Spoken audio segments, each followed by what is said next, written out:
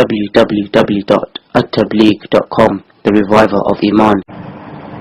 Alhamdulillah wa kafa wa salamun ala ibadihi alladhina istafa, amma ba'd.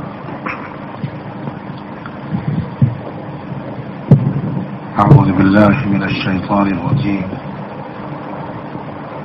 بسم الله الرحمن الرحيم.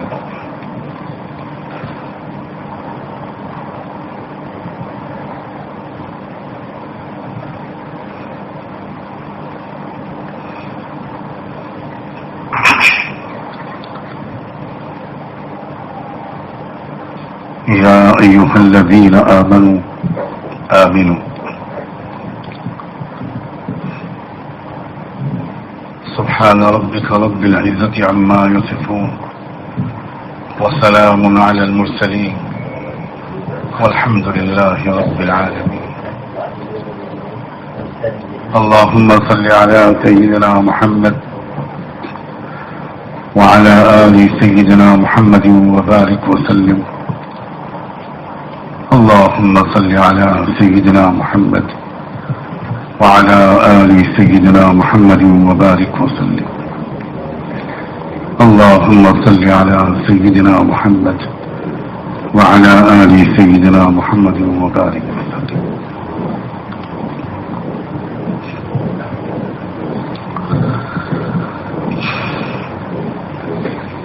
میرا دل چاہتا ہے کہ اس وقت عام بیان کے انداز کے بجائے میں کچھ مشورے دوں.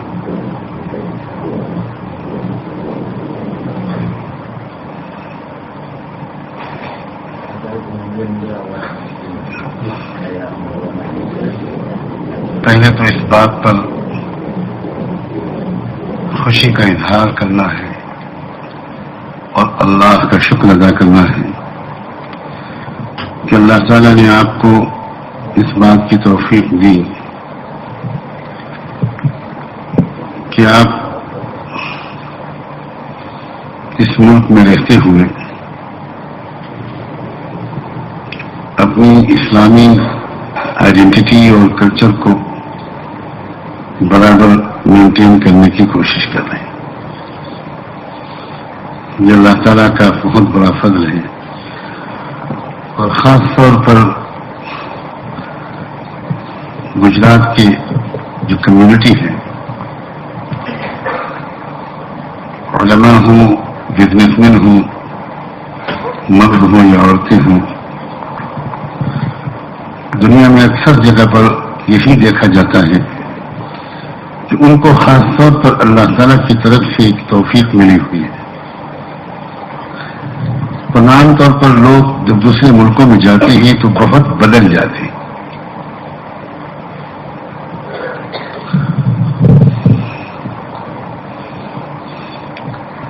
شاید آپ کو بھی نہیں معلوم ہوگا کہ بہت محقق علماء کے نزدیک انڈیا میں جتنے انبیاء علیہ السلام گجرات کے علاقے میں مدفون ہیں اتنے پورے انڈیا میں کہیں اور نہیں.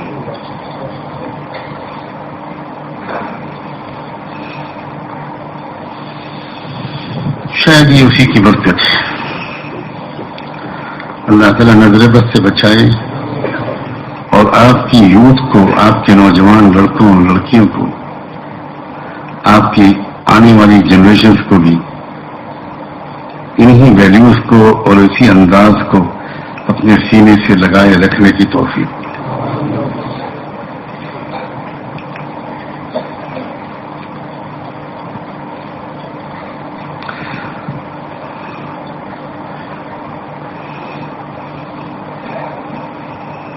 لوگوں کو عام طور پر اپنے گھر کی بہت سی چیزوں کی قدر نہیں ہوتی.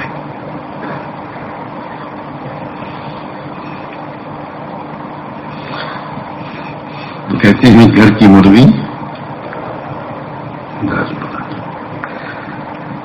ورنہ ان ملکوں میں اس طرح بچوں کی تربیت کرنا، جس طرح دو معصوم بچوں نے ایسی ایمان کو بڑھا دینے والی نظم سنائی کہ اللہ ان بچوں کو اپنے وقت کا ولی اور داعی بنا دے. اللہ ان کی ماں باپ کی آنکھوں کی ان کو ٹھنڈک بنائے اور سب بچے آپ کے جتنے بھی ہیں آپ سب کے گھروں میں خوشیاں اور برکتیں اتریں. اسی لیے میں نے کہا کہ میرا دل چاہتا ہے کہ میں بیان کرنے کے بجائے جیسے کوئی گھر کا ایک فرد ہوتا ہے, فیملی کا ایک ممبر ہوتا ہے, ذرا عمر زیادہ ہے اس کو کچھ تجربے زیادہ ملے ہیں, تو وہ کچھ آپ کے ساتھ اس طرح کی گفتگو کرنا چاہتے ہیں جیسے کوئی میں گھر میں بیٹھا ہوا ہوں اور اپنے بھائیوں, اپنے بزرگوں اور اپنے بچوں سے, اپنے عزیزوں سے, اپنے نوجوانوں سے, اپنے جگر کے ٹکڑوں سے, امت کے مستقبل سے کچھ بات کرنا چاہتا ہوں.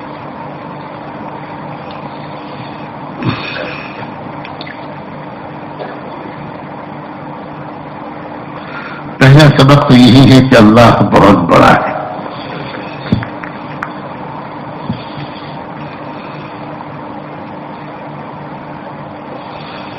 اللہ تعالی کی بڑائی ہماری سمجھ میں آ جائے تو ہماری زندگی سے گناہ نکل جائے. بہت بڑا ہے اللہ, سب سے بڑا ہے. اس اللہ کو پہچاننے کی کوشش کریں اور کبھی یہ نہ سمجھیں کہ ہم پہچان گئے. روزانہ اللہ کی محبت, اللہ کی معرفت, اللہ تعالیٰ کی یاد, اس سے تعلق, اس سے امید, اس کا ادب, اس کی عظمت, اس کا احترام, اس میں کچھ اضافہ ہونا چاہیے. دیکھیے ہر چیز ہم میں سے ہر ایک کو ایک شوق اللہ نے دیا ہے. پوری دنیا کے انسانوں کے اندر ایک فطری طور پر ایک جذبہ اللہ نے رکھا ہے کہ ہر چیز کی کوالٹی میں وہ امپروومنٹ چاہتے ہیں. آج سے 40-50 سال پہلے جس قسم کے مکانوں میں ہم رہتے تھے آج ہم اس سے بہتر مکانوں میں رہتے ہیں کہ نہیں؟ جیسے کھانے کھاتے تھے اس سے بہتر کھانا کھاتے ہیں کہ نہیں؟ جیسے کپڑے پہنتے تھے اس سے بہتر کپڑے, جن سڑکوں پر چلتے تھے ان سے بہتر سڑکیں, ہر چیز بہتر ہے. ایون جوتے چپل بھی بہتر ہوں گے. مگر افسوس ہماری نمازیں بہتر نہیں ہو رہی, ہمارے رکوع اور سجدے بہتر نہیں. 25-30 سال پہلے بھی ہم جیسی نماز پڑھتے تھے شاید آج بھی ہم ویسی ہی نماز پڑھ رہے ہیں. تو میں ایک مشورہ دینا چاہتا ہوں بہت محبت کے ساتھ, اور آپ کا حق تو یہ تھا کہ میں آپ میں سے ایک ایک کے گھر الگ الگ جاتا, ایک ایک کی دکان پر جاتا اور وہاں آپ سے صرف یہ ریکویسٹ کرتا کہ اپنی نمازوں کو بہتر بناؤ, سب چیز بہتر بناؤ, کوئی غرض نہیں. کاریں بہتر, مکان بہتر, کپڑے بہتر, اللہ تعالیٰ منع نہیں کرتا. اسلام بہت آسان ہے. لیکن ایک بات ضرور اللہ اور اس کے رسول بہت محبت سے ہمیں سمجھاتے ہیں, یہ غلطی مت کرنا کہ یہ سب چیزیں تو بہتر بناؤ لیکن اپنے ایمان کو اور اعمال کو بہتر نہ بناؤ. یہ غلطی نہ کرو.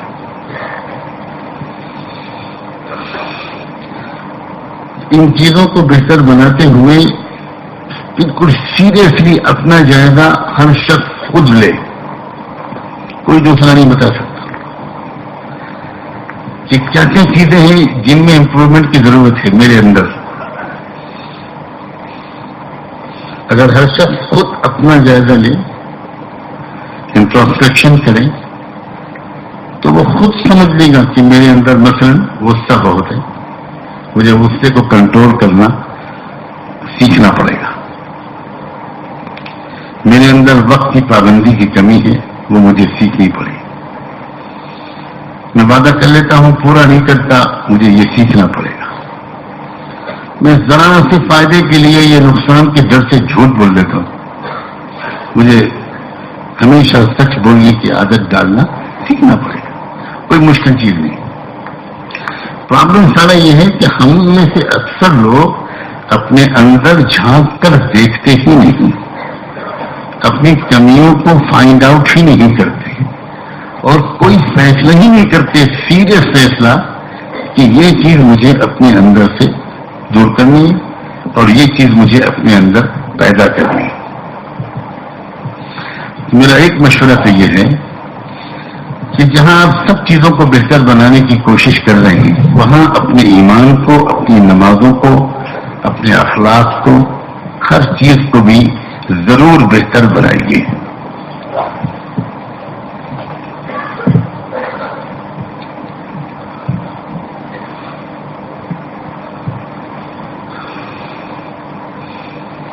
اسلام کو، پورے اسلام کو سمجھ کر اپنی اور اپنی فیملی کی زندگی میں لائیے. اسلام بہت تھوڑا سا ہماری زندگی میں ہے، ابھی بہت سا حصہ ابھی ہم مس کر رہے ہیں.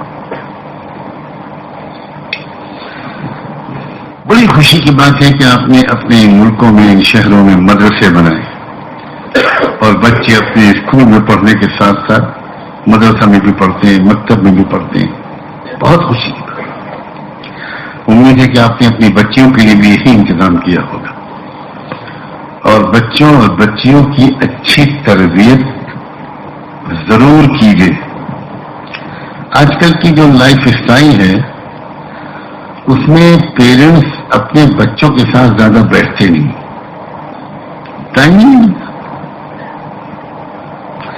اور ایک گیپ رہتا ہے بچوں اور پیرنٹس کے درمیان. میں نے پہلے ہی کہا تھا کہ میں بیان کے بجائے مشورے دوں گا. آپ اگر بیان سننے آئے ہوں گے تو مایوس ہو رہے ہوں گے. بیان امت میں بہت ہوتے ہیں. کوئی گھر کا بڑا اپنے گھر میں بیان کرتا ہے؟ آپ نے اپنی بیوی کے سامنے بیان شروع کیا تو پھر خیریت نہیں، کھانا بھی نہیں ملے گا.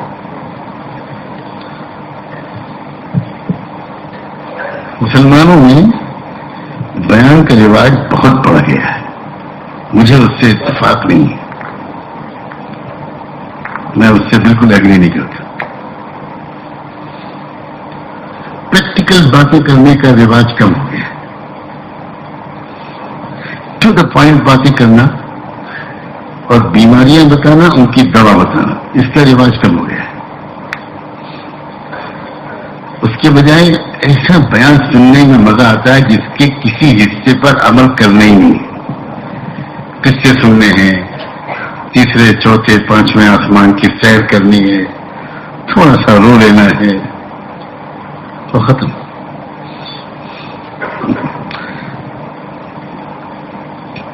کبھی آپ نے سنا ہے کہ کسی کو بیماری ہو جائے تو وہ ڈاکٹر کو بلائے اور کہے ایک بیان کر دیجیے؟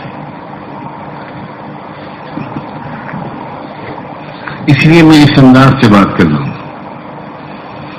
اپنے بچوں اور بچیوں کے ساتھ بیٹھیے اور وقت دیجیے اور ان کو بنائیے کچھ اچھا مسلمان، اچھا انسان.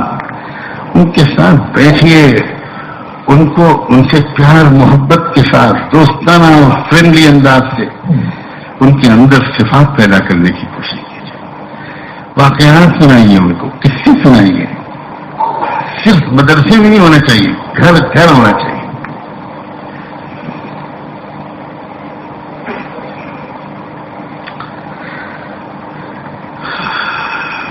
بہت زبردست موقع آپ کو ملا ہوا ہے اس ملک میں، کہیں وہ چھن نہ جائے. میں تیسری بات کہہ رہا ہوں.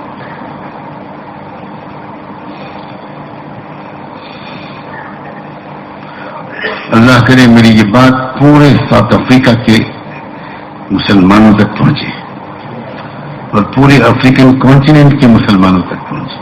میں جب بھی آتا ہوں جب بہت کچھ چیزوں کا احساس ہوتا ہے. اپنے بھائیوں کو، اپنے دوستوں کو، اپنے لوگوں کو، اپنی کمیونٹی کو پھلتا پھولتا، اچھی چیزیں کھاتا، اچھے مکانوں میں رہتا، اچھی سواریوں میں سوار ہوتے ہوئے دیکھ کر کون خوش نہیں ہوگا؟ دل خوش ہو جاتا ہے، آنکھیں ٹھنڈی ہو جاتی ہیں، اور چپ کے دل سے دعا نکلتی ہے کہ اللہ نظر بس سے بچا، اللہ ان سب کی جان و مال میں، کاروبار میں، بچوں میں، مکانوں میں برکت نصیب ہو۔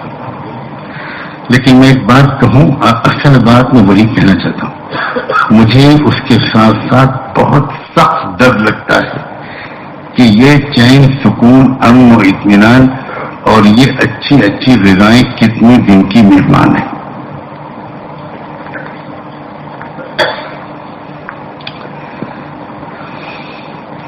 ایک سسٹم ہے اللہ تعالیٰ کی طرف سے، اس کو سمجھیے۔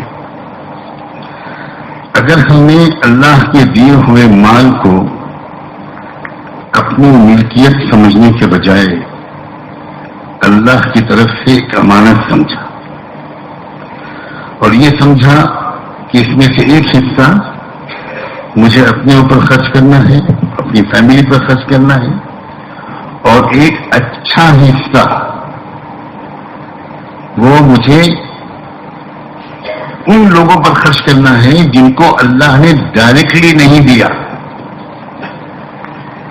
اللہ تعالیٰ چاہتا تو سب کو برابر دیتا، کسی کو غریب نہ رکھتا، کیوں بھائی اللہ ہمیں یہ قدرت تھی کہ نہیں؟ پھر یہ اللہ نے کیوں کیا ایسا کہ کچھ کو زیادہ دے دیا، کچھ کو کم؟ یہ تو ایک طرح کا ظلم ہے معاذ اللہ۔ اور جن کو کم ملتا ہے، جو غریب ہوتے ہیں، جو پور اور ہیو ناٹس ہوتے ہیں، ان کے دل میں امیروں سے نفرت آتی ہے کہ نہیں آتی؟ امیروں سے حسد آتا ہے، جلسی آتی ہے، اور ان کے دل میں جی چاہتا ہے کہ سب چھین لیں۔ یہ نیچرل بات ہے انسانوں کے اندر، جن کو کم ملتا ہے ان کو امیروں سے نفرت پیدا ہوتی ہے، اور امیروں کے دل میں جن کو اللہ نے کچھ زیادہ دیا ہے، دوسروں کو حقیر سمجھنے کی بیماری پیدا ہوتی ہے۔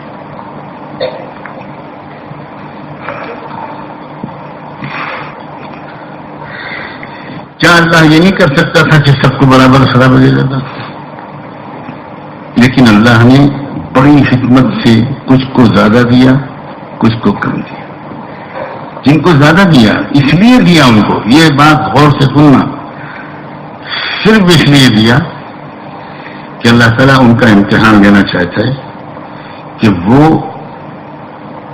سمجھ رہے ہیں یہ بات کہ میں نے کچھ بندوں تک پہنچانے کے لیے ان کو زیادہ دیا ہے، وہ ان کا نہیں ہے مال، وہ ان کی پورا مال ان کی ملکیت نہیں ہے جیسے چاہے کہیں، اس میں سے ایک حصہ ان کی ملکیت ہے ہی نہیں، ان کو ڈھونڈنا پڑے گا ان کو جن کی ملکیت ہے وہ، اور ان تک پہنچانا پڑے گا۔ میری بات دھیان سے سننا، یہ اسلامی شریعت کا بنیادی حکم ہے۔ میں سمجھ رہا ہوں آپ کے چہروں سے کہ یہ سن کر بہت پریشانی ہو رہی کہ بھائی ہم تو زکوٰۃ تو نکال دیتے ہیں نا، باقی کیا ہے؟ زکوٰۃ تو ہم نکالتے ہیں، آتے ہیں رمضان میں لوگ ہم کو زکوٰۃ دے دیتے ہیں، باقی کیا ہے؟ باقی سب ہمارا ہے۔ کیوں بھائی یہ سوچ رہے ہیں کہ نہیں سوچ رہے ہیں؟ دیکھیں یہاں کے لوگ سچ بولتے ہیں کہ نہیں؟ میں چپ رہوں گا، انتظار کروں گا، میری بات کا جواب دوں۔ آپ یہی سوچ رہے ہو کہ نہیں سوچ رہے؟ دیکھو چور پکڑا نا میں نے، یہ کیا حضرت کہہ رہے ہیں بھائی، میں تو زکوٰۃ نکالتے ہیں؟ یہی بہت بنیادی غلط فہمی ہے۔ ہم یہ سمجھے ہوئے ہیں کہ زکوٰۃ ہی فرض ہے، باقی تو کچھ فرض نہیں۔ جو میں یہ سمجھے ہوئے تھے، میں علماء سے بھی پوچھتا گڑبڑ یہاں بھی ہے۔ فرض الگ چیز ہے، رکن الگ چیز ہے، اس کو سمجھیں۔ اگر کسی مسلمان سے پوچھا جائے اسلام میں کتنے فرائض ہیں، کیا جواب دیجیے گا؟ بولو نا، یہ کوئی وہ بیان تقریر نہیں ہے، فرینڈلی گفتگو ہے۔ میں سارے تکلفات توڑ دینا چاہتا ہوں، کیونکہ حضرت نہیں ہوں، آپ ہی میں کا ایک فرد، ہو سکتا ہے جنت میں جانے کے لیے میں آپ کی سفارش کا محتاج بنوں. کتنے فرض ہیں اسلام میں؟ اچھا، والدین کی خدمت فرض نہیں ہے؟ سچ بولنا فرض نہیں ہے؟ حیا فرض نہیں ہے؟ پردہ فرض نہیں ہے؟ وعدہ پورا کرنا فرض نہیں ہے؟ کیوں نہیں بولو؟ یہاں کی شریعت کچھ اور. ماں باپ کو خدمت کرنا فرض نہیں ہے؟ اپنی بیوی کے ساتھ پیار و محبت کا سلوک کرنا فرض نہیں ہے؟ بچوں کو حلال کمائی سے پالنا فرض نہیں؟ یہ کیا طرح سے ہمیں امت میں پیدا ہو گئی ہے کہ فرض جو ہے وہ صرف 4 اور 5. بہت فرق ہے لوگوں. رکن ہونا الگ چیز ہے اور فرائض لمبی لسٹ ہے اس کی. اور میں قسم کھا کے کہہ رہا ہوں، ساری دنیا کے علماء تک یہ بات پہنچا دو کہ اپنے علاقے کے غریبوں کا مجموعی طور پر خیال رکھنا فرض ہے. اور صرف زکوٰۃ سے کام نہیں چلے گا. محدثین نے تمام حدیث کی کتابوں میں امام ترمذی رحمۃ اللہ علیہ نے باب باندھا ہے، باب ما جاء فی ان فی المال حقا سوى الزکاۃ، کہ اس باب میں وہ حدیثیں بیان کی جائیں گی جن میں حضور پاک صلی اللہ علیہ وسلم نے صاف فرمایا ہے کہ صرف زکوٰۃ ادا کرنے سے مال کا حق ادا نہیں ہوگا. یہ غلط فہمی پوری امت میں شیطان نے اتنی ڈال دی ہے کہ اللہ کی پتہ. اپنی بیٹی کی شادی پر 1 ملین خرچ کر دینا، جب اس کو کوئی کہتا ہے کہ بھئی یہ تو زیادہ ہو گیا، نہیں تو اتنا فرض ہے، میری بیٹی کی شادی ہے. سبحان اللہ. میں سنا ہوں فرض کیا ہے. رحمت دو عالم صلی اللہ علیہ وآلہ وسلم مدینہ منورہ میں عید کا دن تھا اور آپ عید کی نماز پڑھانے کے لیے اپنے گھر سے تیار ہو کر نکلے. اور آپ عید کی نماز مسجد میں نہیں پڑھتے تھے. ایک میدان تھا جس میں آپ عید کی نماز پڑھاتے تھے. تو تیار ہو کر گھر سے آپ نکلے اور دونوں نواسے آپ کے ساتھ تھے، سیدنا حسن اور سیدنا حسین.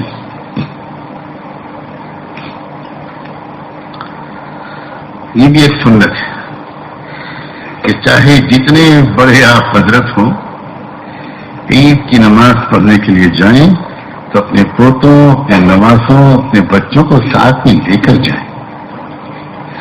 کیا حضور صلی اللہ علیہ وسلم کسی اور کے حوالے نہیں کر سکتے تھے کہ بچوں کو لے آؤ، میں تو بہت بڑا حضرت ہوں؟ ہمارے یہاں جو بزرگ بن جاتا ہے وہ سب کے سامنے اپنے بچوں کو پیار نہیں کرتا. جی حضور دونوں انگلیاں پکڑے ہوئے دونوں طرف اپنے نواسوں کو لے جا رہے تھے. اب کیا دن تھا وہ، دونوں طرف سینکڑوں اور ہزاروں لوگ پہلے سے انتظار میں کھڑے تھے. راستے میں دور دور سے آئے ہوئے لوگ، قبیلوں سے آئے ہوئے لوگ، کیا آج قریب سے دیکھ لیں اللہ کے رسول کے حسین چہرے کو.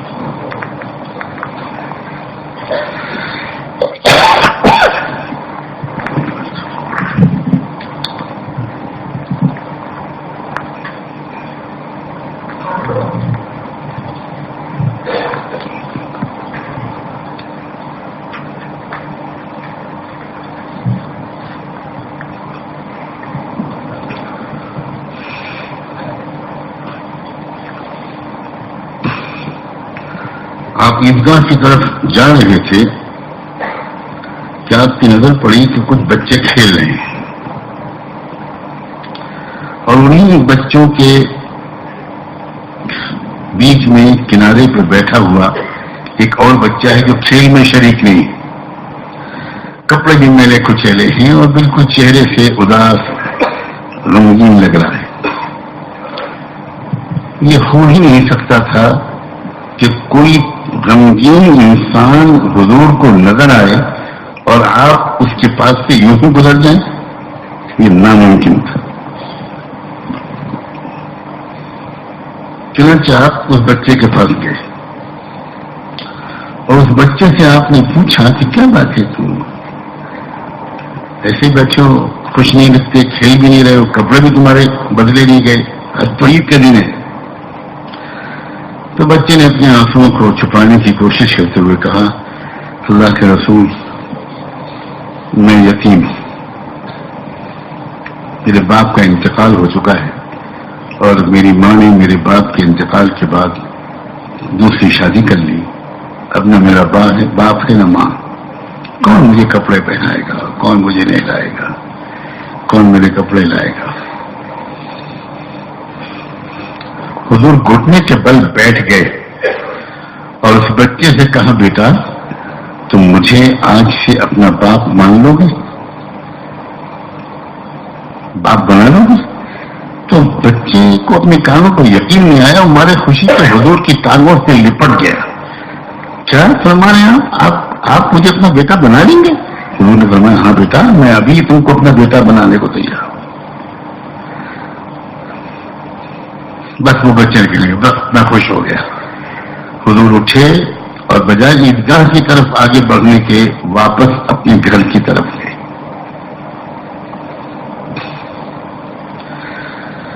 گھر میں گئے، گھر کی عورتوں سے حضور نے فرمایا کہ دیکھو اس بچے کو ذرا نہلاؤ دلاؤ، اس کے کپڑے بدلو۔ حسن اور حسین میں سے جس کے بھی کپڑے اس کے بدن پر فٹ آ جائیں وہ کپڑے اس کو پہناؤ۔ میں انتظار میں بیٹھا ہوں۔ میں سوچتا ہوں کیا نصیب تھا اس بچے کا جس کا انتظار کر رہے ہیں امام الانبیاء سید الرسل۔ تیار ہو کر بچہ اندر سے نکلا۔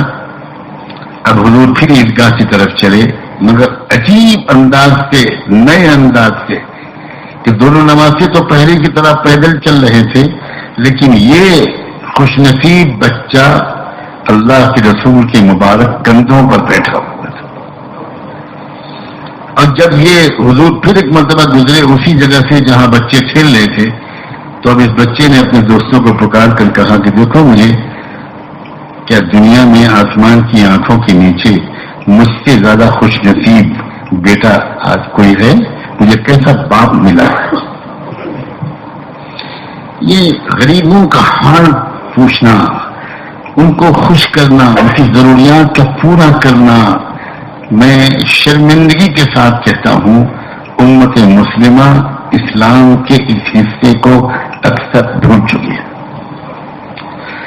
اور بڑی امید کے ساتھ آج آپ سے یہ بات کہہ رہا ہوں، اللہ جانے کیوں، میں تو پہلی بار آیا ہوں، لیکن مجھے آپ سے کچھ اچھی امیدیں قائم ہوئی ہیں، اس لیے کہہ رہا ہوں اللہ تعالیٰ یہاں کے علماء کی قیادت میں، ان کی نگرانی میں اس کام کو اور آگے بڑھائے۔ آپ کرتے ہوں گے، انڈیویجول انداز سے کرتے ہوں گے، اس کو اور آگے بڑھائے کہ آپ یہاں کی جو لوکل کمیونٹی ہے، جو یہاں کے مقامی لوگ ہیں، وہ چاہے مسلم ہوں چاہے غیر مسلم ہوں، آپ اپنے مال کا ایک حصہ ان پر بھی خرچ کریں، اس کو اسلام کا لازمی حصہ سمجھیں، اور آرگنائز طور پر اگر یہ کام ہو، علماء کی نگرانی میں ہو، تو بہت برکت ہوتی ہے، بہت برکت ہوتی ہے۔ حیرت ہوتی ہے کہ اللہ تعالیٰ اس طریقے میں کتنی برکت ڈالتا ہے اور اس سے کتنا فائدہ ہوتا ہے۔ یہ جو آپ کے ملک میں کرائمز بڑھتے جا رہے ہیں اور لوٹ مار بڑھتی جا رہی ہے اور لوگ طرح طرح کی سیکورٹی ارینجمنٹ کر رہے ہیں، ٹھیک ہے، اس کے کوئی حرج نہیں، میں اصل میں اس کی طرف اشارہ کرنا چاہتا ہوں کہ ان انتظامات سے آپ کی جان اور مال اور مکان اور پراپرٹی محفوظ نہیں رہنے والی ہے۔ یہ کچھ اور معاملہ ہے۔ اگر آپ نے اللہ کو راضی کرنے کے لیے اپنے مال کا حصہ مقامی آبادی پر بھی خرچ کیا، ان کے بچوں کی تعلیم پر، ان کے مریضوں کے علاج پر، یا جو بھی ان کی ضروریات ہیں اس پر خرچ کیا، وہ بھی ایک کلیکٹیو انداز سے، اجتماعی انداز سے اگر خرچ ہوا، تو انشاءاللہ اللہ تعالی آپ کی جان و مال کو محفوظ فرمائیں گے، ان کے دلوں میں نفرت کے بجائے محبت آئے گی۔ ان کے دلوں میں یہ خیال آئے گا کہ یہ لوگ ہمارے ملک میں آ کر اگر کما رہے ہیں تو یہ ہم پر بھی تو خرچ کر رہے ہیں. ورنہ میں آپ کو وارن کرنا چاہتا ہوں, خالی میٹھی میٹھی باتیں کر کے چلے جانا یہ ہماری ذمہ داری نہیں ہے. اگر ہم آپ نے میری اس نصیحت کو, اس گزارش کو سیریسلی نہ لیا اور علماء نے آج میرے جاتے ہی کل اس پر فوراً میٹنگ نہ بلائی اور فوراً آپ نے سوچا کہ کیسے کریں ہم کہ کم سے کم اپنا جو ٹاؤن ہے اس کے اندر ایک محبت کی فضا, ایک اعتماد کی فضا, ہم خود جائیں لوگوں کے پاس اور ہم اپنی لگژریز کو تھوڑا کم کریں, اپنے دسترخوانوں کو تھوڑا سا گھٹائیں اور اپنے بجٹ کو تھوڑا سا ری آرگنائز کریں اور اس میں حصہ لگائیں کہ مقامی لوگوں کا. اگر آپ نے فوراً نہ کیا تو میں سچ کہتا ہوں اللہ تعالیٰ اس کرم فرمائے. کیا ہونے والا ہے آئندہ اس پورے بر اعظم میں, کیا ہونے والا ہے اس ملک میں, کیسی نفرت کی آگ جھلسائی جانے والی اور کیسی مار کاٹ ہونے والی ہے, آپ بھول جائیں گے برما کو. میری ذمہ داری ہے کہ میں آپ سے یہ کہہ کے جاؤں, میں جو کچھ دیکھ رہا ہوں میں وہ بتا رہا ہوں. میں صرف خوش کر کے چلا جاؤں, صرف اوپر اوپر کی بات کر کے چلا جاؤں, اس کی میری ذمہ داری ادا نہیں ہوگی. آج برما میں جو ہو رہا ہے 1960 میں 1960 میں جب میں صرف 5 سال کا تھا, میرے مربی و مرشد حضرت مولانا سید ابو الحسن علی ندوی وہ برما کے ایک سفر پر گئے تھے اور آج بھی میں نے وہ ریکارڈ میرے کانوں میں گونجتا ہے, میں نے ان کی وہ ریکارڈڈ تقریر سنی ہے. انہوں نے 1960 میں اپنے رنگون برما کے کئی دن کے سفر کے بعد اپنی ایک بہت عظیم الشان مجمع میں تقریر کرتے ہوئے کہا تھا کہ برما کے مسلمانوں, رنگون کے مسلمانوں, میں تم کو آگاہ کر کے جانا چاہتا ہوں کہ اگر تم نے یہ عیاشیاں نہ چھوڑی اور تم نے یہ فضول خرچیاں نہ چھوڑی اور تم نے اللہ کے دیے ہوئے مال کو اگر تم نے مقامی غریبوں پر ٹھیک سے خرچ نہ کیا تو تمہاری لاشوں سے کہ بدبو سے پورا برمے کا ملک مہک جائے گا, تمہیں بھاگنے کی جگہ نہیں ملے گی, تم سمندروں میں کودو گے وہاں ڈوبو گے, کوئی ملک تم کو قبول نہیں کرے گا, تمہارا برا حشر ہوگا. اور میں آپ کو یاد دلا دوں کہ رنگون کے جن مسلمانوں کو حضرت مولانا ابو الحسن علی ندوی یہ باتیں کہہ رہے تھے وہ 99% گجرات کے مسلمان تھے.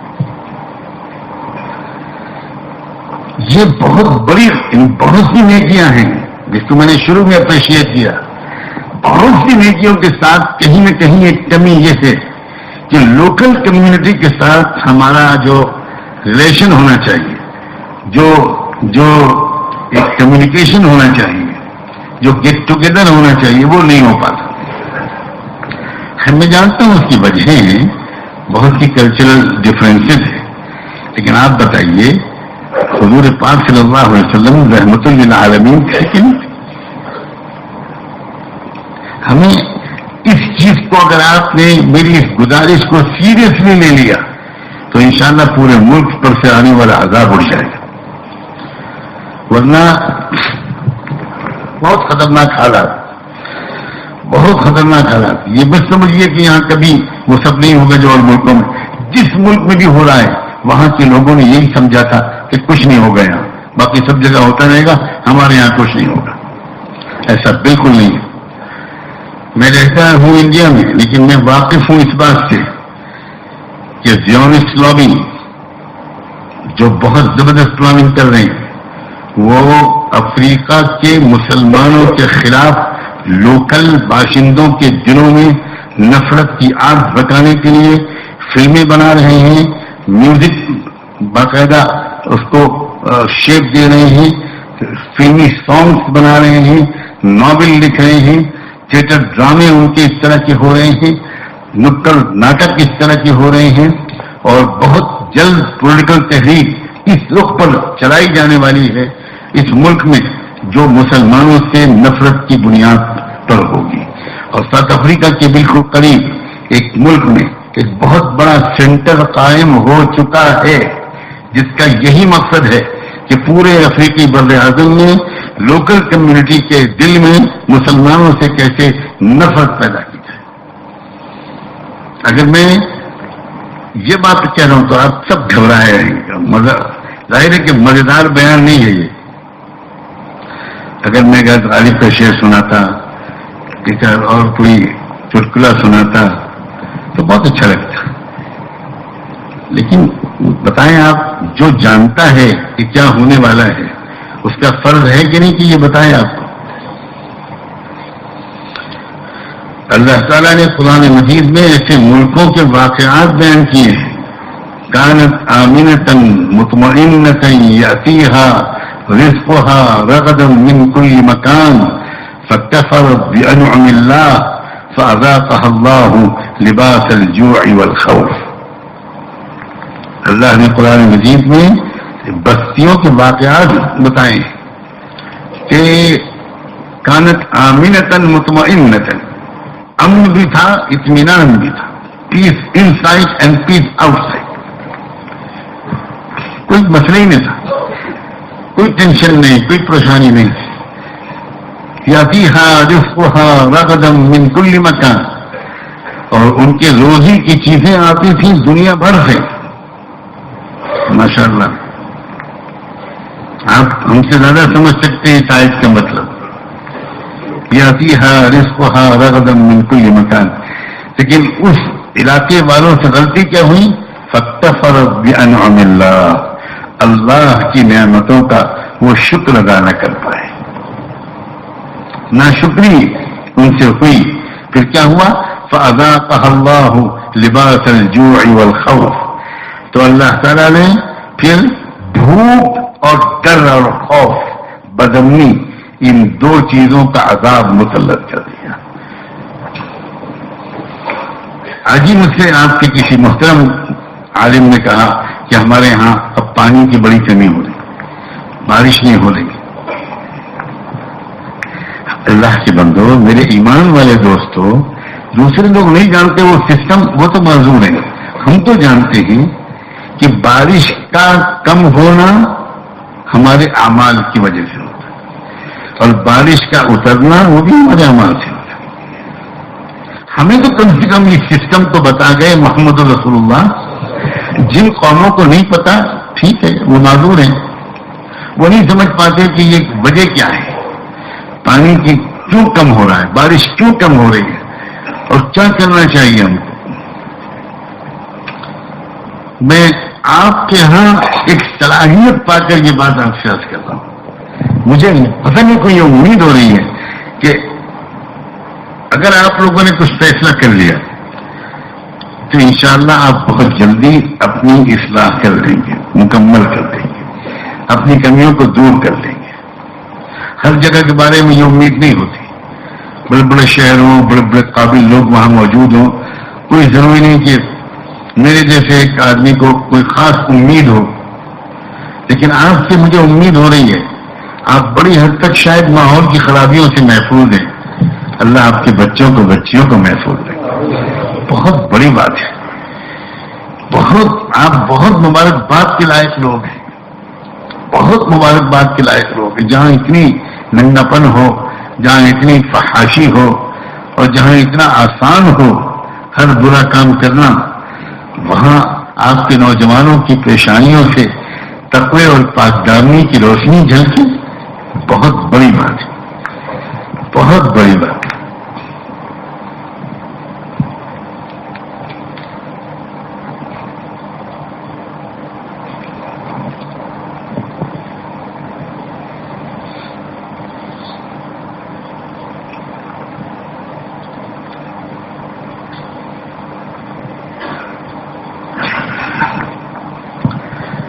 اس لیے میں امید کرتا ہوں کہ انشاءاللہ اس سلسلے میں پہلے سے بھی آپ یقیناً فکر مند ہوں گے اور بہت کچھ کر رہے ہوں گے.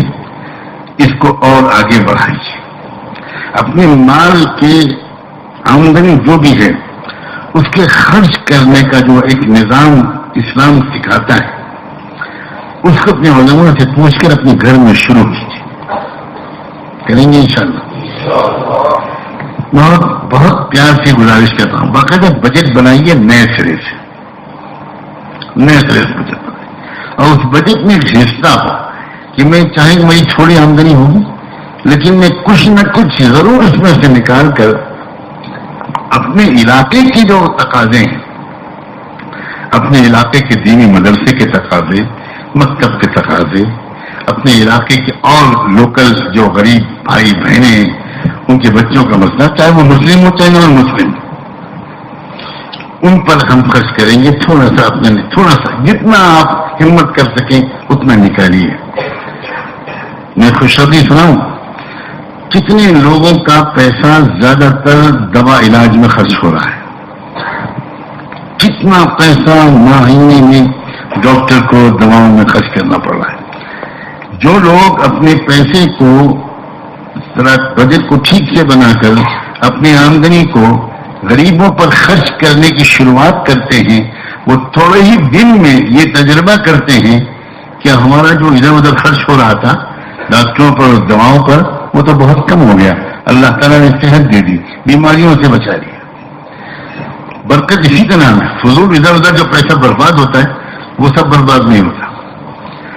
آپ محسوس کریں گے کہ خرچ آپ نے بڑھایا ادھر، اور ادھر آپ کے گھر کی برکت بڑھ گئی، سیونگ بڑھ گئی، دل کا سکون بڑھ گیا، معاشرے کا امن بڑھ گیا، کرائم ریٹ گھٹ گیا. میں لکھنؤ میں جس محلے میں رہتا تھا، اب ایک عجیب بات آج یاد آئی جو کبھی یاد نہیں آتی اور شاید میں نے کبھی نہیں سنایا. جس محلے میں رہتا تھا، اب تو وہاں نہیں رہتا میں، لیکن میں رہتا تھا، تو جب سال یا 2 سال گزرے میرے مدینہ منورہ سے پڑھائی مکمل کر کے آنے کے بعد، 2.5-3 سال جب گزرے، تو ایک دن میرے علاقے کے سینئر پولیس آفیسر نے مجھ سے ایک پیغام بھیجا کہ میں اور میرے جو جونیئر آفیسر ہیں وہ آپ سے ملنا چاہتے.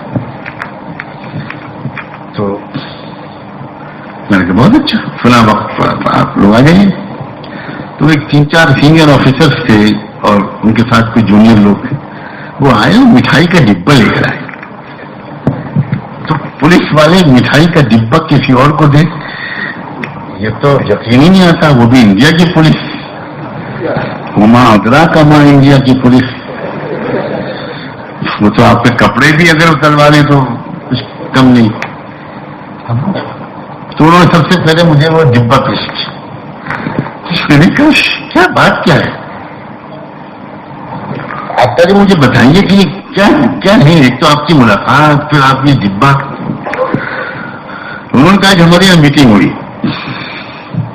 اور جو شہر کے سینئر سب ڈویژن پولیس تھے انہوں نے کرائم ریکارڈ پورا ہمارے پورے ایریا کا، اس پولیس اسٹیشن کا جو کرائم ریکارڈ تھا وہ سب جگہ چیک کر رہے تھے. کل ہمارے یہاں کی باری تھی تو ہم لوگ پورے طرح تیار تھے. پورے 3 سال کا ہم نے ریکارڈ نکال کر سب رکھ دیے تھے. اور آج کل میٹنگ ہوئی، وہ آئے اور انہوں نے دیکھا کہ ہمارے یہاں کا کرائم ریکارڈ زبردست طریقے سے گرا ہے، گراف گرا ہے. کرائمز بہت کم ہوئے، بہت کم ہو گیا. یہ کم ہو گیا، وہ کم ہو گیا، کڈنیپنگ کم ہو گئی، ریپ کم ہو گیا، ختم ہو گیا. ڈرنکنگ کے نتیجے میں جو کرائمز ہوتے تھے وہ ختم ہو گئے. جوا کھیلنا، یہ کھیلنا، وہ جو ہوتے تھے وہ ختم ہو گئے. وہ اتنے کم ہو گئے.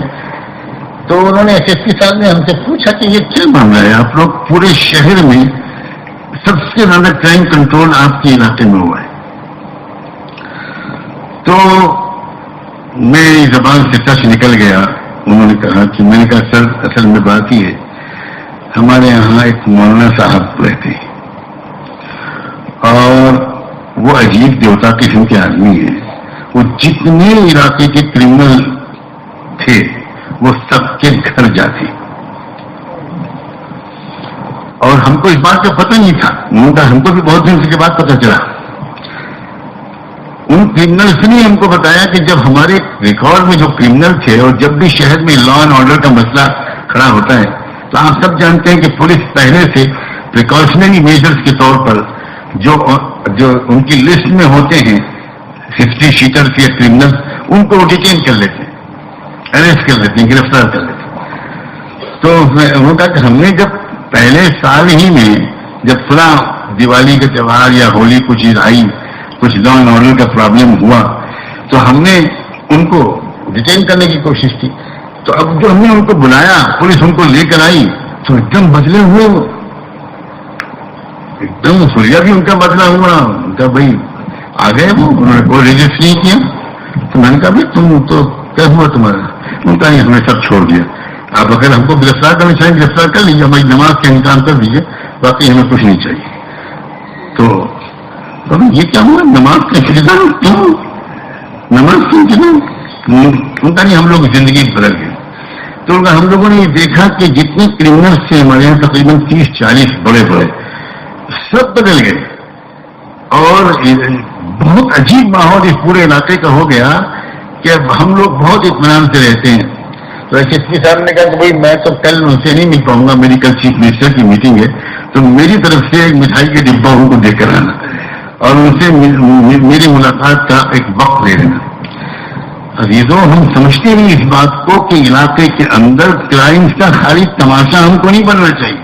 ہم اللہ کے رسول کی امت ہی ہیں، ہمارا فرض ہے. ہم بہت کچھ کر سکتے ہیں. مجھے نہیں معلوم کہ مجھے عام مجمع میں اس طرح کی بات کہنی چاہیے کہ نہیں کہنی چاہیے. پھر کیوں موقع ملے گا؟ ہمیں چاہیے کہ ہم باقاعدہ پولیس آفیسرز کے ساتھ بھی میٹنگ کریں، ہمارے علماء اور ذمہ داران، اور ہم یہ کہیں کہ ہم آپ کا تعاون کرنا چاہتے ہیں، ہم کوآپریٹ کرنا چاہتے ہیں. اور ہم جانتے ہیں کہ انسان کا دل اگر بدل گیا تو زندگی بدل جاتی ہے. ہمیں ان کا دل بدلنے کی مہلت دیجیے. ہم ان سے ملنا چاہتے ہیں، ان لوگوں سے یہ لوگ ان سے بات کیجیے کہ بھائی تم یہ سب جو کرتے ہو کیوں کرتے ہو بتاؤ. تو وہ خود کہیں گے، کھلیں گے. اس لیے کرتے ہیں کہ وی ہیٹ یو، ہمیں آپ سے نفرت ہے، آپ ہمارے ملک کو کماتے ہیں اور عیاشیاں کرتے ہیں اور ہم لوگ بھوکے مرتے ہیں. میں اس بات پر زور دے رہا ہوں، اللہ کے واسطے اپنی نمازوں کے ساتھ، اپنی عبادات کے ساتھ، اپنے مال کے خرچ کے ترتیب کو بہتر بنا لیجیے. مال کے خرچ اگر بہتر ہوتا ہے نا، یہ بہت بڑی چیز ہے، بہت اہم شعبہ ہے. جس شعبے میں انقلاب لایا تھا اسلام، رحمت عالم صلی اللہ علیہ وآلہ وسلم کے ذریعے سے جو سبسٹینشل چینج آیا تھا، جو میجر چینج آیا تھا، جو لوگوں کو نظر آتا تھا، وہ مال کا خرچ تھا. پورے علاقے کے لوگ، پورے ملک کے لوگ، پوری دنیا کے لوگ دھیرے دھیرے دیکھنے لگے کہ بھائی یہ لوگ عجیب لوگ ہیں. ایک ایک مزدور، ایک ایک کسان اس کی فکر رکھتے ہیں. حد یہ ہے کہ جیل میں جو قیدی بند ہیں، مدینہ منورہ میں بھی جیل تھا، اللہ کے رسول کے زمانے میں بھی لوگ قید ہوتے تھے، حضرت عمر کے زمانے میں باقاعدہ جیل بنا. لیکن آپ کو حیرت ہوگی 60 سال تک، 70 سال تک حضور کی وفات کے بعد کبھی کسی جیل میں کچن نہیں تھا. کیوں؟ اس لیے کہ یہ عام معاشرے کی عادت تھی امت کی. ہر گھر میں جو کھانا پکتا تھا اس میں یہ ہوتا تھا کہ بھائی اس میں سے 4-5 قیدیوں کا کھانا ذرا جیل پہنچا دو. یطعمون الطعام علی حبہ یتیما ومسکینا ویتیما واسیرا. قرآن نے خود جیل کے قیدیوں کو ایک مصرف بتایا ہے کہ جن کو آپ کھانا کھلائیں. کبھی ذہن میں آیا نا؟ اور اگر جیل کے قیدیوں کی خدمت شروع ہو تو انشاءاللہ ان کی اکثریت کلمہ پڑھ لے گی. پتہ نہیں میں آپ یہ باتیں جو کر رہا ہوں یہ آپ کی سطح سے اوپر کی نہیں کر کیوں بھائی؟ لگ رہا ہے نیچے اتروں، اب نہیں اتر پاؤں گا، اب مشکل ہے. ہم لوگ ایسے بیانوں کے سننے کے عادی ہو گئے نا کہ جو بالکل اوپر کی سیر کرا دے. کوئی تیسرے آسمان پہ لے جاتا ہے، کوئی چوتھے آسمان پہ لے جاتا ہے، کوئی تابعین کے واقعات سناتا ہے، کوئی کیا سناتا ہے، کوئی کیا سناتا ہے. ہم جھومتے ہیں، روتا ہے. بھائی یہ طریقہ مجھے تو پسند نہیں، بالکل پسند نہیں. حضور صلی اللہ علیہ وسلم کی خطبات پر علماء غور کیوں نہیں کرتے؟ حضور کے بیانات 5 منٹ 7 منٹ 9 منٹ اتنا خطبہ ہوتا تھا بس. اور اس میں کیا ہوتا تھا؟ جو مدینے کے معاشرے کی اور امت کی ضرورت ہوتی تھی حضور صلی اللہ علیہ وسلم اس بارے میں 3-4 جملے فرماتے تھے بس. یہ حضور کے بیان ہوتے تھے. ہمارے زمانے میں بیان کم مشاعرے زیادہ ہوتے ہیں. مزہ آتا ہے. حضرت جی معاشر صاحب اللہ فرمایا کرتے تھے کہ دیکھو تم بیان تو سنتے ہو وہ کانوں کے مزے کے لیے سنتے ہو. پہلے تم فلمی گانے سنتے تھے, اب وہ چھوڑ دیا تو کچھ تو چاہیے نا سننے کے لیے, مزے کے لیے. اللہ کے واسطے اللہ رسول کی بات مزہ لینے کے لیے سننا چاہیے.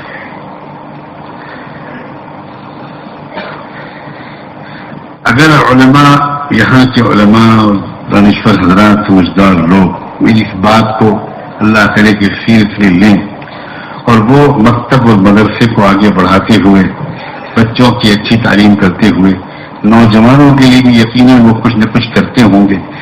اگر نہیں کرتے ہوں تو میری گزارش ہے, ہمارے یہ عزیز نوجوان بہت سخت چیلنجنگ دور سے گزر رہے ہیں. یہی جانتے ہیں نوجوان ہی کہ اس ماحول میں ان کو اپنے کیریکٹر کو بچانا کتنا مشکل کام, کتنا سخت چیلنج ہے ان کے لیے. ان نوجوانوں کے ساتھ الگ بیٹھنا, کبھی کبھی یوتھ کیمپ لگانا, ان کے الجھنوں کو سننا, ان کے جو دل میں سوالات ہیں جو پوچھنا چاہتے ہیں ان کو پوچھنے کی اجازت دینا اور ان کو ایجوکیٹ کرنا, ان کی تربیت کرنا کہ یہ خود اسلام کی فنڈامنٹلز کو اچھی طرح سمجھیں, اسلام کی اسپرٹ کو اچھی طرح سمجھیں. ایک ایک لڑکی, ہماری ایک ایک بچی وہ پردے اور حیا اور حجاب کی اہمیت کو سمجھے اور اس پر ناز کرے, پرائڈلی اس پر عمل کرے, بہت بہت ہی فخر کے ساتھ. ایک ایسا ماحول بن جائے, اللہ کرے آپ کے شہر میں اللہ کرے ایسا ماحول بن جائے کہ ایک ماڈل بن جائے. دوسرے شہروں کے لوگ, دوسرے علاقوں کے لوگ آ کر دیکھیں کہ بھئی تعلیم کے لحاظ سے بھی, تربیت کے لحاظ سے بھی, نمازوں کی پابندی کے لحاظ سے بھی, شرم و حیا اور تقوی کے لحاظ سے بھی, اپنے مال کے خرچ کرنے کے لحاظ سے بھی یہ بہت پیارا شہر ہے, یہ بہت اچھا شہر ہے. یہاں آ کر 2-3 دن رہنا چاہیے اور سیکھنا چاہیے کہ کس طرح ہم اپنے شہروں میں کام کریں. انشاءاللہ اگر آپ نے میری ان روکھی پھیکی نصیحتوں کو, جن میں آپ کو کوئی مزہ نہیں آیا, ان چیزوں پر آپ نے اگر عمل کیا نا تو پھر آپ بعد میں مجھے بہت دعا دیں گے, بہت دعا دیں گے کہ بھائی بالکل پریکٹیکل بات کر کے گیا ہے یہ مسافر, بالکل خاص ٹو دا پوائنٹ کچھ باتیں اس نے کہی ہیں. اور اس کے بعد انشاءاللہ آپ کے علاقے کا یہ پانی کی کمی, بارش کی کمی, یہ سب دور ہو جائے, سب دور ہو جائے. ایک دعا آپ میں سے کوئی کرے گا, آپ میں سے کوئی اپنی پاک دامن ماں کا واسطہ اللہ کو دے دے گا, انشاءاللہ اللہ تعالیٰ بارش بھیج دیں گے.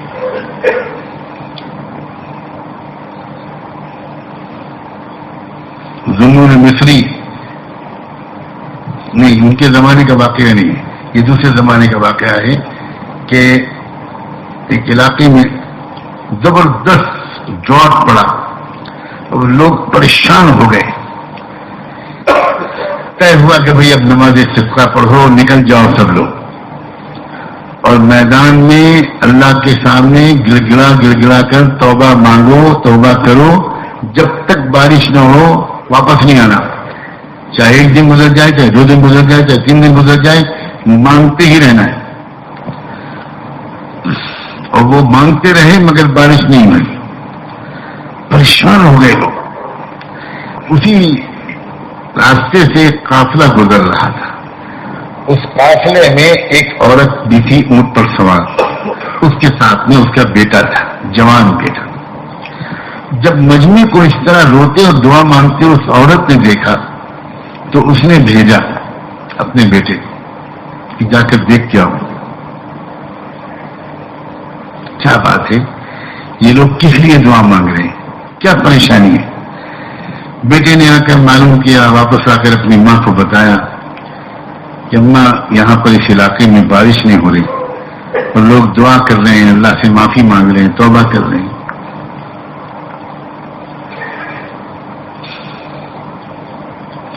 تو ماں نے بیٹے سے کہا بیٹا تم بھی دعا کرو، میں بھی دعا کرتی ہوں۔ بیٹے نے اپنی ماں کا برقع یا جوڑنی پکڑ کر اللہ سے دعا کی کہ اللہ میری ماں اگر پاک دامن ہے تو میں اپنی پاک ماں کی پاک دامنی کا واسطہ دے کر آپ سے مانتا ہوں اس بستی میں بارش بھیج دیجیے۔ ابھی نوجوان نے یہ دعا 1 2 4 منٹ مانگی ہوگی کہ اچانک بادل گر کے آ گئے اور بارش شروع ہو گئی۔ مجمع میں سے کسی کی نظر پڑی کہ یہ کوئی قافلے میں اونٹ پر کوئی عورت دعا مانگ رہی ہے اور ایک جوان لڑکا اس کے پاس کھڑا ہوا وہاں دعا مانگ رہا ہے۔ تو لوگ بھاگے کہ جا کر دیکھ کے آؤ یہ کون اللہ کے ولی لوگ ہیں جن کی دعا سے اللہ نے بارش بھیج دی اور ہم دعا مانگتے رہے بارش نہیں ہوئی۔ تو جب یہ لوگ گئے تو صرف اس جوان نے اتنا کہا کہ میں عام مزدور آدمی ہوں اور میری ماں بھی ایسی گھریلو عورت ہے۔ جب میں نے آپ لوگوں کی پریشانی دیکھی ماں سے کہا تو ماں نے کہا بیٹا تم بھی دعا مانگو، میں نہیں مانگتی ہوں۔ تو میں نے اپنی ماں کی اوڑھنی پکڑ کر صرف یہ کہا اللہ سے کہ اللہ میری ماں اگر پاک دامن ہے تو بارش بھیج دیجیے۔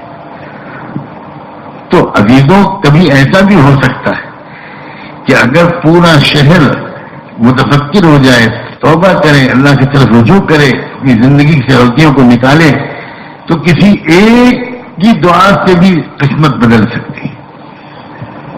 کسی ایک باہر سے آنے والے گزرنے والے کی دعا سے قسمت بدل سکتی ہے اگر شہر کا مجمع کچھ ٹھان لے کہ اپنی زندگی کے اندر سے ان خرابیوں کو نکالنا ہے اور ان نیکیوں سے اپنی زندگی کو سجانا ہے۔ اللہ تعالیٰ آپ حضرات کی عمروں میں جان و مال میں برکت نصیب فرمائے اور اللہ والوں کی قدر خوب بڑھائے۔ آپ بھاگ بھاگ کر بزرگوں کے پاس جائیں، اللہ کے نیک بندوں کے پاس بیٹھیں، علماء سے استفادہ کریں اور ماحول کی خرابیوں سے اپنے آپ کو بچانے کی جتنی کوشش کر سکتے ہو کریں۔ جو کمی کوتاہی ہو جائے اللہ کریم ہے، اس سے معافی مانگیں، وہ ضرور معاف کر دے گا۔ وآخر دعوانا ان الحمد للہ رب العالمین۔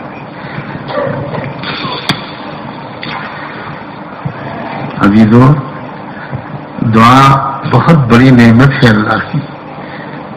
اللہ سے یہ دعا مانگ لیجئے دعا شروع کرنے سے پہلے کہ اس وقت اللہ ہم کو دعا کی حقیقت نصیب کر دے، ہمارے دل کے اندر سے کوئی دعا ایسی نکل جائے کہ اللہ کی نظر کرم پڑ جائے۔ سبحان اللہ بحمدہ، سبحانک اللہم وبحمدک، نشہد ان لا الہ الا انت، نستغفرک ونتوب الیک، نستغفرک ونتوب الیک، نستغفرک ونتوب الیک۔ اللهم صل على سيدنا محمد صلاة تنجينا بها من جميع الأهوال والآفات وتقضي لنا بها جميع الحاجات وتطهرنا بها من جميع السيئات وترفعنا بها أعلى الدرجات وتبلغنا بها أقصى الغايات من جميع الخيرات في الحياة وبعد الممات إنك على كل شيء قدير۔ يا حي يا قيوم، يا حي يا قيوم، يا حي يا قيوم، برحمتك نستغيث، أصلح لنا شأننا كله ولا تكلنا إلى أنفسنا طرفة عين، فإنك إن تكلنا إلى أنفسنا تكلنا إلى ضعف وعورة وذنب وخطيئة۔ اللہ ہم آپ کے بندے آپ کے حضور میں حاضر ہیں، اللہ ہم آپ کے بندے آپ کے حضور میں حاضر ہیں۔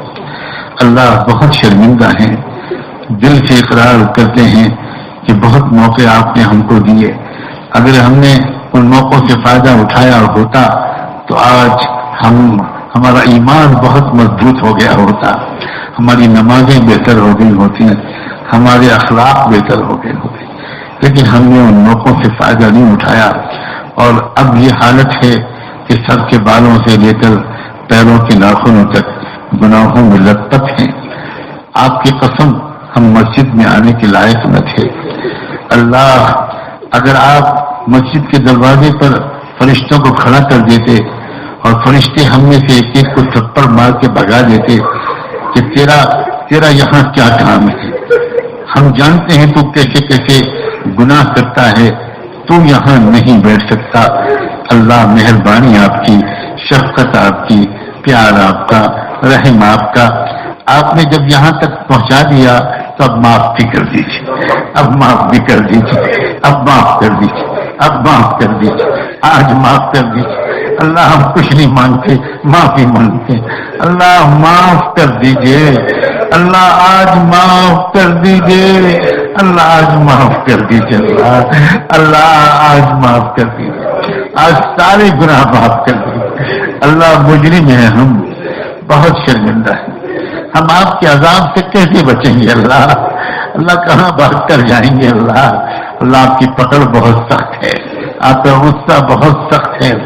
اللہ، ہمیں بچوں نے یاد دلا دیا کہ اللہ بہت بڑا ہے، اللہ بہت بڑا ہے، اللہ بہت بڑا ہے. اللہ، ہم تو اس لائق بھی نہ تھے کہ آپ کے سامنے ہاتھ اٹھاتے. مہربانی ہے آپ کی کہ آپ نے کہا کہ تم چاہے جتنے گنہگار ہو، میں تو تمہارا بھی طلب ہوں، تم مجھ سے تم بھی مانگو. اللہ، آپ صرف نیکوں کے رب نہیں ہیں، آپ ہم گنہگاروں کے بھی طلب ہیں. اللہ معاف فرما دے، معاف فرما دے. اللہ، ایک بار اس پورے مجمع کو اللہ رحم کی نظر سے دیکھ لیجیے. اللہ ایک نظر ڈال دیجیے، اللہ ایک نظر ڈال دیجیے. تیری ایک نگاہ کی بات ہے، میری زندگی کا سوال ہے، میری زندگی کا سوال ہے، میری زندگی کا سوال ہے. مجھے اپنی پستی کی شرم ہے، تیری دفعتوں کا خیال ہے. میں اپنے دل کو کیا کروں، مجھے پھر بھی شوق وصال ہے. اے اللہ، اے اللہ، اے اللہ، اللہ اس ماحول میں بسنے والے نوجوانوں کو اے کریم رب آپ بچائے رکھیے، آپ بچائے رکھیے. اللہ، یہ نوجوان ہماری عزت و آبرو ہیں، امت کا مستقبل ہیں.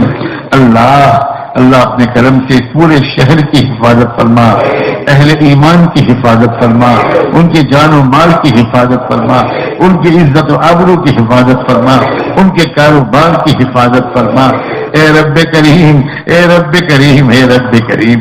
اے اللہ، ایک جیل میں ایک مرتبہ بادشاہ بیمار تھا، اس نے صحت ہوا، اس نے اعلان کیا کہ آج جتنے جیل کے قیدی میرے پاس آ کر مجھ سے معافی مانگ لیں گے، میں سب کو رہا کر دوں گا.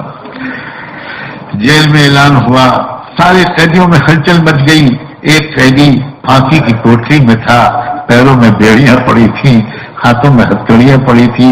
اس نے افسروں سے کہا مجھ کو بھی بادشاہ کے محل میں لے چلیے اور میری ہتھکڑیاں بھی نہ کھولیے، میری بیڑیاں بھی نہ کھولیے، میں ایسے ہی جاؤں گا. وہ قیدی بیڑیوں میں رگڑتا گھستا ہوا کسی طرح بادشاہ کے محل تک پہنچا، دربار خاص میں پہنچا اور بادشاہ کے قدموں میں گر گیا اور اس نے کہا میں اپنے بچوں کی خیرات مانگنے آیا ہوں، میرے بچے بھوکے ہیں. میں اعتراف کرتا ہوں کہ میں نے جرم کیا تھا، مجھے سزا صحیح ملی تھی، مگر بادشاہ سلامت آپ معاف کر دیجئے، اب میں کبھی جرم نہیں کروں گا. بادشاہ کو رحم آ گیا اور اس نے اعلان کر دیا، فیصلہ کر دیا اس کو رہا کرو، بیڑیاں کھولو، ہتھکڑیاں کھولو اور اس کو سامان کے ساتھ سواری پر بٹھا کر اس کے گھر میں پہنچا دو. اللہ، اللہ آج بھی ہم کو کسی نے بتایا یہاں اس شہر میں اس مسجد میں آپ کی رحمت کا دربار خاص لگے گا.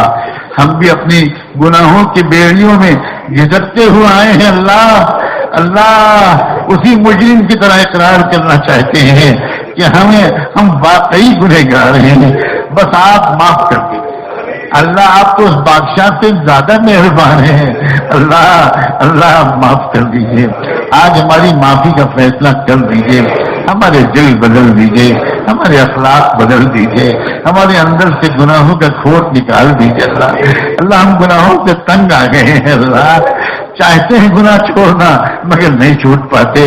اللہ، اللہ، اللہ آپ اپنی قدرت استعمال کیجئے، اللہ آپ ہماری سچی توبہ کا انتظار بھی نہ کیجئے، اللہ اللہ اللہ آج تم دیجیے، آج مان جائیے۔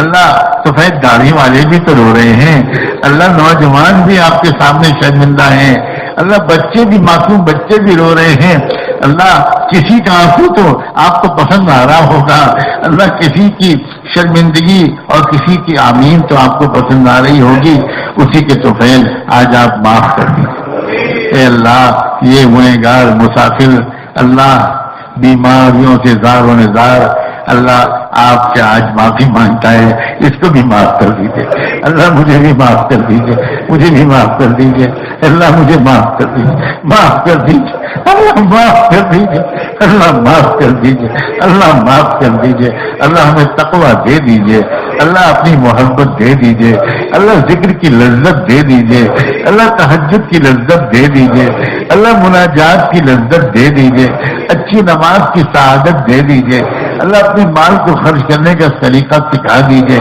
اللہ پورے شہر کے تمام لوگوں کو آپس میں پیار محبت کے ساتھ رہنے کا طریقہ سکھا دیجیے۔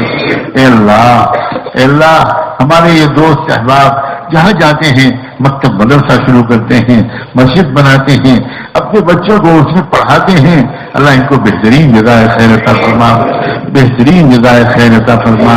اے رب کریم، اے رب کریم، اے رب کریم، ربیع الاول کا مہینہ، ربیع الاول کا مہینہ برکت و رحمتوں والا مہینہ، اے اللہ کیسی عظیم ہستی اس مہینے میں آئی تھی، اے رب کریم ہم اس مہینے کی خیرات مانگنا چاہتے ہیں، اس مہینے کی بھیک دے دیجیے اللہ، اللہ ہم فقیر بھکاری لوگ ہیں، بھیک کا پیالہ لے آئے ہیں، اللہ مغفرت ڈال دیجیے ہمارے پیالے میں، ہدایت و تقویٰ ڈال دیجیے، اے اللہ اے اللہ اے اللہ اللہ اللہ اللہ اللہ اللہ اللہ مل جائیے، اللہ مل جائیے، اللہ ڈھونڈتے ڈھونڈتے بڑھاپا آ گیا، اللہ آپ تو ہیں اللہ، ہمارے دل میں آ کر بس جائیے، ہمارے دل میں بس جائیے، ہمارے دل میں بس جائیے، ہمارے دل میں بس جائیے، اے اللہ اے اللہ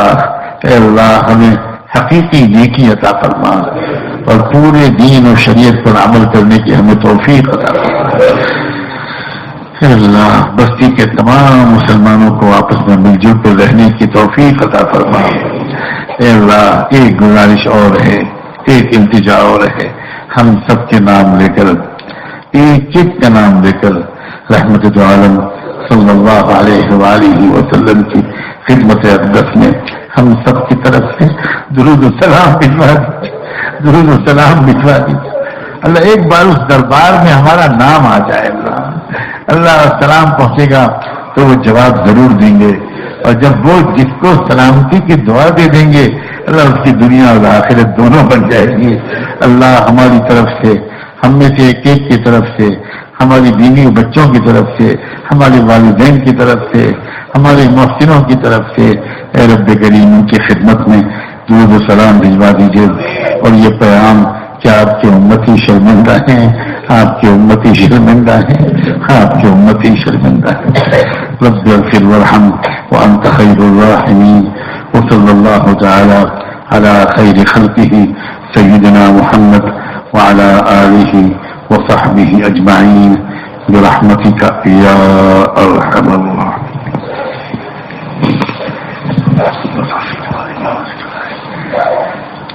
دوستو آپ کا بھی دل چاہتا ہوگا کہ مسافہ کریں، تو میرا بھی دل چاہتا ہے، لیکن میں بہت سخت بیماری کے دور سے گزر رہا ہوں، اور اس وقت میں آپ سے بالکل معذرت کرتا ہوں، کسی سے مسافہ نہیں کر پاؤں گا، سلام کروں گا، آپ جواب دے دیجیے۔ اللہ آپ کو جزائے خیر دے، آپ کو زیادہ ثواب ملے گا۔ آپ مجھے اجازت دے دیجیے، شاید مجھے ابھی فوراً نکلنا ہو۔ السلام علیکم ورحمۃ اللہ وبرکاتہ۔